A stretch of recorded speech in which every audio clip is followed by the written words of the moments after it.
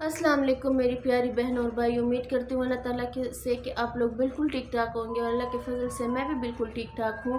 उम्मीद करती हूँ जो वीडियोस मेरी आपके पास पहुँच रही है वो आपके लिए मददगार भी साबित होंगी। आप उनमें से अपने मुश्किलात का हल भी निकाल रहे होंगे और जो वजीफ़ा मैं आपको रोज़ देती हूँ उससे आपकी बहुत हेल्प होगी।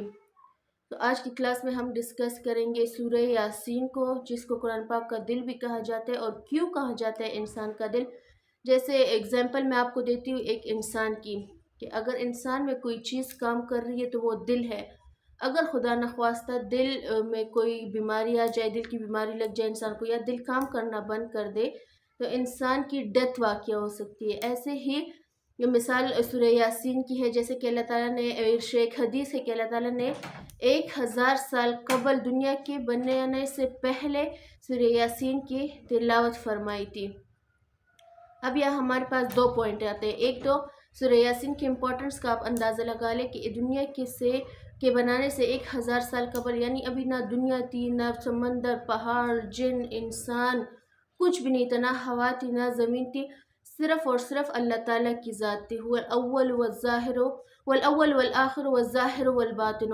बेशक अल्लाह ताला ही की ज़ात है जो हर चीज़ पे कादिर है, चाहे वो उससे पोशीदा हो, चाहे वो ज़ाहिर हो, चाहे वो आपके दिल में हो, चाहे वो दिमाग में हो, बेशक अल्लाह ताला उसको जानता है। तो सारे दुनिया के बनाने से 1000 साल कबल अल्लाह ताला ने सूरह यासीन की तिलावत की थी। एक तो आप महबूबियत का अंदाज़ा लगा रहे इससे कि सूरह यासीन कितनी महबूब होगी अल्लाह ताला को, कि सारे कुरान को छोड़कर अल्लाह ताला ने सिर्फ सूरह यासीन की तिलावत की। हालांकि अगर हम देखें सूरह रहमान को, जैसे कुरान पाक की दुल्हन भी कहा जाता है, वो भी एज ए इम्पोर्टेंस अगर हम कह लें वो भी बहुत इंपॉर्टेंट है। वैसे तो सारा कुरान पाक है, जैसे हम सूरह बकरा की इम्पोर्टेंस ले लें, लेकिन यहाँ पर अल्लाह ताला ने सूरह यासीन की तिलावत की है। जैसे मैं आपको एक माँ की मिसाल देती हूँ, कि एक माँ होती है ना जो अपने बच्चे से बहुत ज़्यादा प्यार करती है, वो उसी लाड और प्यार को निभाते हुए, उसी में अपने बच्चे को समेटते हुए कितने नामों से पुकारती है।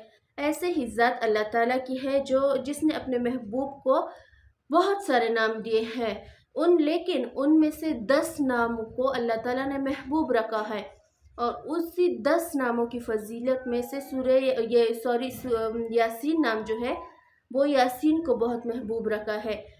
और सूरह यासीन की जो इम्पोर्टेंस है वो सिर्फ पहली 3-4 आयत की वजह से है। अगर आप देख ले तो सारा कुरान एक ही जैसे है, जैसे उसमें आखिरत का जिक्र है, जैसे उसमें फरिश्तों का जिक्र है, जैसे उसमें नबियों का है, अल्लाह ताला और आप सल्लल्लाहु अलैहि वसल्लम का जिक्र है। लेकिन सूरह यासीन की फर्स्ट 3 आयत को आप अगर देख ले तो वो कुरान पाक से मिलती नहीं है। सिर्फ 3 आयत सूरह यासीन की ऐसी है, और इन्हीं तीन आयतों के एतबार से वो इम्पोर्टेंट है।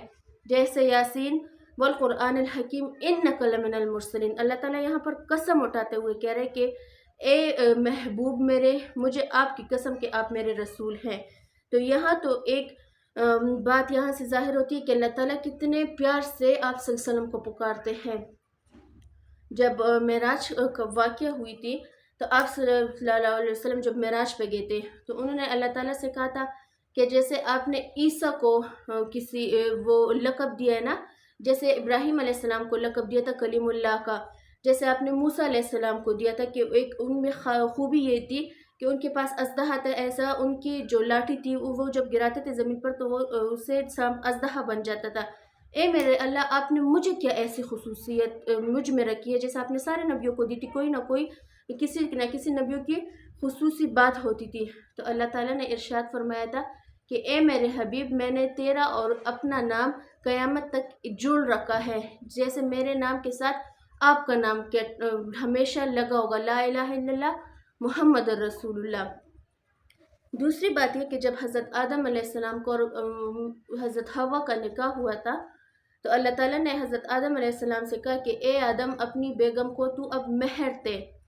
तो यहाँ पर एक इम्पोर्टेंस आती है कि अब मेहर की, क्योंकि दुनिया शुरू होने से पहले पहला निकाह हज़रत आदम और हज़रत हवा का हुआ था, और अल्लाह ताला ने इरशाद फरमाया कि अब उसको मेहर दो।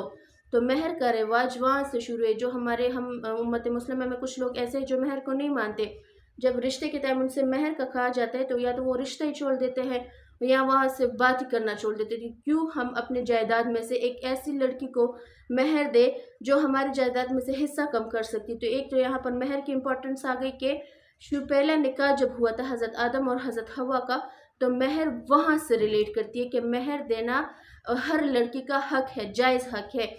तो जब ये बात अल्लाह ताला ने हज़रत आदम अलैहिस्सलाम से कही कि अब जो आपको और हज़रत हवा का निकाह हो गया, लिहाजा मेहर दो, तो हज़रत आदम अलैहिस्सलाम तो हैरान रह गए कि मेरे पास तो कुछ है नहीं, कहाँ से मैं मेहर दूँ।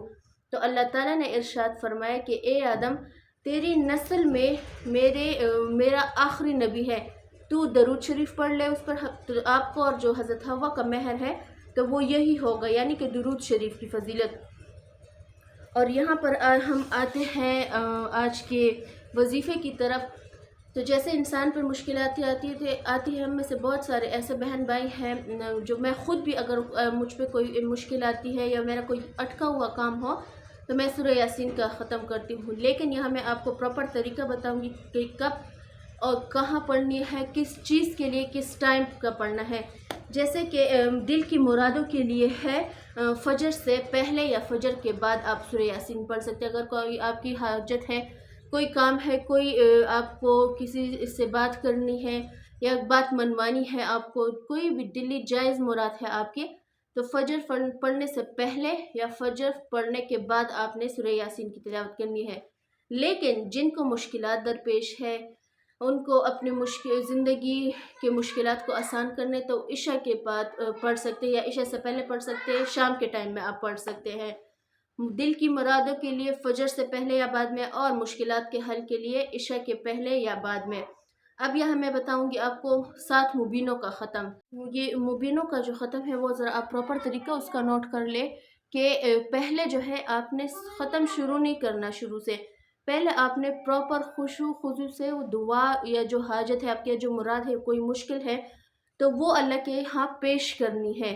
फिर उसके बाद आपने ख़त्म स्टार्ट करना है। शुरू ये अगर करनी भी है आपकी तो प्रॉपर तरीका ये कि जो दुआएं आपने मांगे या जो हाजात है, जो मुश्किलात है, वो प्रॉपर एक पेज पर लिख ले, तो आपको बाद में भी आसानी होगी दुआ पढ़ते रहने से। पहले आपने क्या काम करना है, दुआ करनी है, उसके बाद आपने ख़त्म शुरू करना है। ख़त्म कैसे करना है, सूरह यासीन जो है स्टार्ट करनी है यासीन से, फिर पहले मुबीन पर आपने रुकना है, फिर वो दुआ आपने रिपीट करनी है। दूसरा क्या है, जब वो एक पहला मुबीन आए आप उस पर रुक जाए, फिर दूसरी दफ़ा आप यासीन से स्टार्ट कर लेंगे, फिर दूसरे मुबीन पे रुके, फिर आपने तीसरी दफ़ा स्टार्ट करना है स्टार्ट से यासीन से, फिर तीसरे मुबीन पर रुक जाए। इस तरह 7 मुबीन है और आपका टोटल जो है 7 काउंट हो जाएगा, 7 मतलब एक ख़त्म हो जाएगा जब आप 7 दफ़ा मुबीन करेंगे। लेकिन आपकी दुआ जो है वो तकरीबन 8 या 9 दफ़ा आपने दुआ मांगी होगी। इसी तरह अल्लाह ताला से कि जब ख़त्म हो जाए तो ख़त्म के बाद भी आपने दुआ मांगनी है। तो 7 मरतबा मुबीनों की दुआ हो जाएगी, मुबीन के दरमियान जो आपने दुआ मांगी होगी, एक स्टार्ट में हो जाएगी और एक लास्ट में आपने दुआ करनी है। तो ये टोटल आपने 7 मुबीनों के लिहाज से 9 दफ़ा आपने दुआ मांगी। तो इससे क्या होगा कि एक तो आपकी जो हाजत है वो एक मतलब 7 दिन में वो कंप्लीट वो अल्लाह ताला के यहाँ पेश की जाएगी, और 7 दिन में अल्लाह ताला इंशाल्लाह आपके हर मुश्किल हल भी करेंगे और आपके हाजात भी कबूल करेंगे। अगर आज की वीडियो अच्छी लगी हो, आज की दुआएं आपको अच्छी लगी होगी, तो मेरा चैनल ज़रूर सब्सक्राइब करें और आने वाली वीडियो से फ़ायदा उठाएं। अब मुझे इजाज़त है, अल्लाह हाफ़िज़।